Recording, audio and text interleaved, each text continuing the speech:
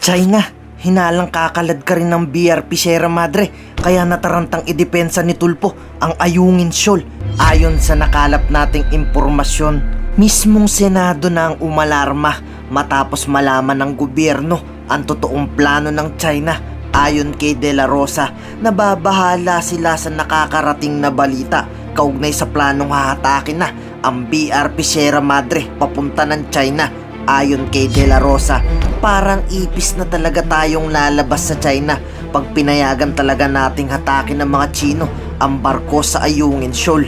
Pero ang warning ni Rapi Tulfo, hindi dapat ito pinapalampas pa dahil lang sa Pilipinas ay dapat sa Pilipinas lang, kaya pakikilusin na ang gobyerno para pigilan ng China.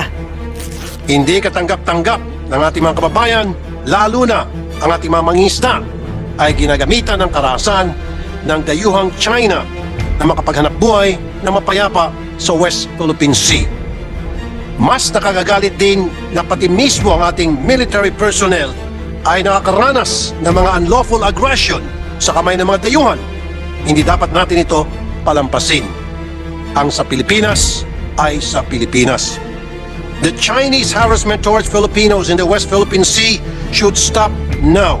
I'll just give you a scenario, Mr. President. You can just imagine the level of frustration, the level of outrage that we will experience. Kung magkatotoo yung nabasa ko sa news na sinabi nila that China is planning to tow away the BRP Sierra Madre away from the Ayungin Shoal. Oh. If that will happen, Mr. President, sobra na talaga, para na tayong mga ano to, I can imagine, para na tayong mga ipis na inapak-apakan na ng mga tao na ito kapag yan ay gagawin pa nila. Awang-awa na nga tayo sa mga Marines natin na walang natitirahan doon, walang shelter, kundi yung nakadwits lang doon, na grounded na BRP Sierra Madre na puno ng kalawang. Kung makita mo yung mga Marines natin doon, maiiyak ka sa sitwasyon nila. At may plano pa ang China na hihilain daw yun, tatanggalin, paalisin doon. So, sobra na yan, Mr. President. Iniisip ko talaga, as a Filipino, hindi ko ma-imagine kung gawin pa nila yan. Wala na nga ibang matirahan yung sundalo natin doon, mga marino natin, hihilain pa nila palayo. At anong gagawin nila doon? Pakilo nila? Pakilo nila yung barko natin? Ang balita po, Senator De La Rosa, is sinurround na po nila yung Ayungin shoals. They're surrounded now. Pag nakita mo sa ating, sa matter of fact, nagbigay po tayo ng aeroplano sa BIFAR na caravan, Cessna caravan, at nagpipicture taking na po sila doon sa area na yun. The Ayungin shoals is now surrounded by militia ships. Okay. Ang sabi daw nila, isang bagyo na lang yan. Pag may tumamang bagyo, sila daw magre-rescue sa ating mga Marines kasi wala makalapit eh. At pag-rescue daw nila ng Marines, kanila na yun. Yan ang balitang plano. So ang akin dyan, kung mangyayari talaga yan, sa tingin ko, I don't know. Kaya nga po, Mr. President and good gentleman from Davao, wag na po natin intayin yung ganyang sitwasyon. Simple lang yung resolusyon, simpleng for the consideration of the Senate, simpleng nananawagan tayo sa DFA na mag-file ng resolution sa UN General Assembly. Opo, kung gawin nila, kung hindi nila gawin, kung i-delay muna nila habang kino-consider, at least nasabi lang natin ang sense of the Senate na ayaw nating intayin ang isang bagyo na i-rescue kuno ng China na nagbubuli sa atin sa West Philippine Sea ang ating sariling mga magigiting na Marines bilang cover para hatakin nila ang BRP Sierra Madre. Hindi tayo papayag na tapakan tayo ng kahit anong bansa at harap-harapan nilang sakupin kung ano ang atin. Lalaban tayo sa panghihimasok ng gobyerno ng China sa ating exclusive economic zone. At gagawin natin ang lahat ng ating makakaya para maprotektahan ang kaubuhayan at kaligtasan ng mga mangingisdang Pilipino. And to end, Mr. President, I just want to salute all the men and women of our Navy, our Air Force, our military, especially the Coast Guard, na harap-harapan po nilang tinitignan sa mga mata ng ating neighbor China at talagang hindi sila napapasindak at hindi po sila natatakot. Lalo na yung mga Marines stationed sa Ayungin shoals. 24 sila. They are there for love of God and country. I salute them. They said to me and to many of us here, together with Senator Jinggoy Estrada, bahala na po kung anong mangyayari sa amin, pero hindi kami aalis dito. Ganong katapang ang ating mga kapatid na mga sundalo dito sa mga lugar na ito. I salute them, Mr. President. And we in government should support them at all costs. Maraming po salamat. Mabuhay po ang ating bansa. Mabuhay po Pilipinas. I stand here today, my dear colleagues, to sponsor Resolution number 659, resolution of Senator Rizon Taveros, to voice the sense of the Senate against the continued creeping invasion of the Chinese government on waters that have already been recognized by the Permanent Court of Arbitration to be part of our exclusive economic zone.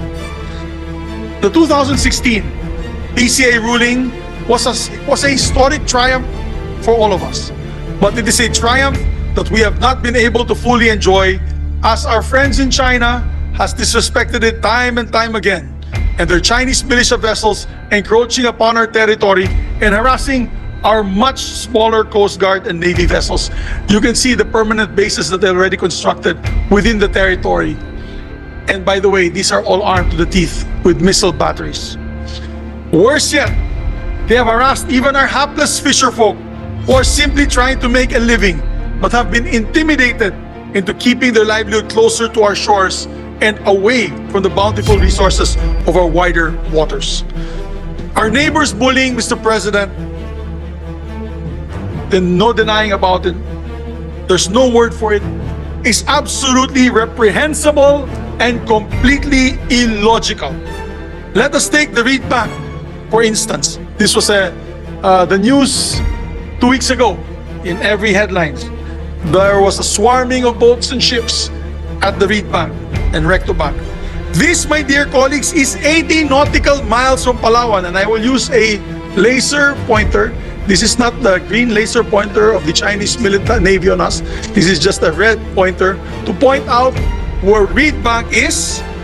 80 nautical miles from northern Palawan.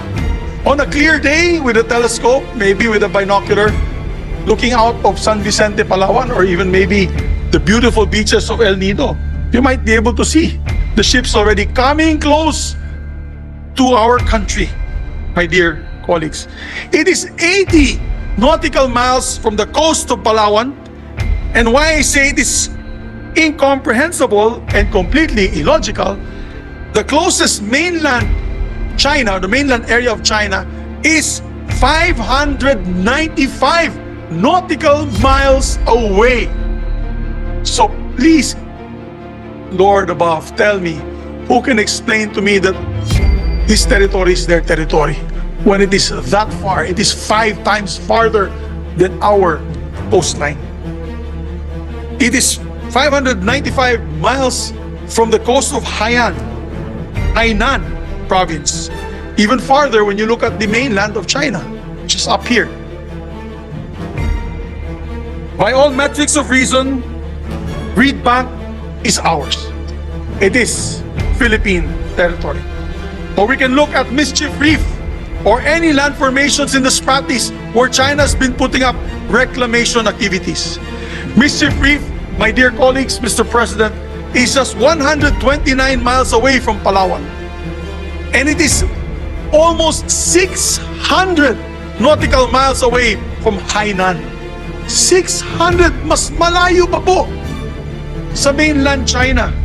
And yet China insists on claiming it as part of their so-called 9-dash line. Just look at the map, Mr. President. I always want to show these illustrations to people to really show them that we are not encroaching on their territory. They're clearly encroaching on Philippine territory. Imagine, my dear colleagues, ships storming the area 80 nautical miles from the US coastline. My goodness. Imagine the whole Navy of the United States and Coast Guard would be up in arms and would follow pursuit operations. Or even 80 nautical miles from the Indian coastline. Or 80 nautical miles from the Russian coastline. They will never agree to that, Your Honors, no matter what side of the fence you're on. Given China's blatant disrespect of our waters, we are left with little choice but to once again seek the support and wisdom of the international community and impress upon the Chinese government our unwavering commitment to fighting for our sovereignty. Ayaw naman natin po ng gulo. Ayaw naman natin ng gera. Hindi naman natin kaya ang China. Malakas po sila, mas malakas po sila sa atin numerically and of course with their superior mind. And the only recourse that we have is to take it to the international community. And Senator Rizzo Ontiveros is completely right. We will not simply watch them seize our islands from our waters. We must continue to seek the support and wisdom of the international community and impress upon the Chinese government our unwavering commitment to fighting for our sovereignty. We will not simply watch them seize our islands and our waters. We may not have as much military might as they do at this time, but we will do everything in our power to strengthen our support for our Coast Guard and Navy. And I've already, as a matter of fact, spoken to many of my colleagues that in this new budget coming up for the 2024 regular budget, that hopefully the Senate can insert more funds for our gray ships, white ships, and of course our armed forces. The Navy and Coast Guard need to be strengthened, and we will stand our ground through all means possible, Mr. President, such as what we are doing with this resolution, where we urge the Department of Foreign Affairs to sponsor a resolution before the United Nations General Assembly calling on our neighbor China to stop their harassment. Should we successfully pass a resolution before the UN General Assembly, we will in effect be solidifying international support for the sovereignty of the Philippines and putting pressure on our friends in China to keep their military and political activities outside our exclusive economic zone and continental shelf. Let me repeat, continental shelf. Tama na. Sobra na. Ilang mangingisda pa po ang matatakot at magdadalawang isip na maglayag sa sarili nating karagatan para makapaghanap buhay. Ilang magigiting na kawal ng Philippine Coast Guard pa ang hihintay natin mabulag o magkaroon ng kapansanan habang nagpapatrolya sa ating teritoryo dahil sa pambubuli ng China. Ilang sundalo pa natin ang malalagay sa alangan sitwasyon dahil sa ginagawang paghaharang at paghahamon ng mga Chinese vessels sa ating mga barko at sasakyang pandagat. Malinaw na malinaw mula sa mga binitawang salita ng kanilang mga matataas na opisyal at sa ginagawang pagkilos ng Chinese militia, hindi kinikilala at nirerespeto ng China ang naging desisyon sa The Hague. The Philippines won against China. Maliwanag na maliwanag. It is a message that should be repeated over and over again at every opportunity, including at the August Chamber of the United Nations General Assembly. Ngayon, ikaw, bilang Pilipino, ano ang masasabi mo at reaksyon sa balitang ito? Mag-iwan ka ng komento sa ibaba at atin pong babasahin isa-isa.